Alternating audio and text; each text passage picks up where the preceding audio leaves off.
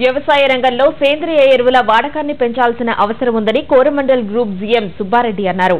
Coromandel group ఏర్పడి 50 ఏళ్లు పూర్తయిన సందర్భంగా జరుగుతున్న స్వర్ణోత్సవ సంబరాలను జిల్లా కలెక్టర్ ముక్తేశ్వరరావు జ్యోతిని వెలిగించి ప్రారంభించారు. కోరమండల్ గ్రోమోర్ ఎరువుల్ని కొనడం ద్వారా గెలుచుకున్న 2 నానో కార్లను కలెక్టర్ రైతులకు అందజేశారు. జిల్లాలో చేపట్టిన శాస్త్రీయ సేద్యానికి కోరమండల్ గ్రూప్ సహకరించాలని కలెక్టర్ కోరారు.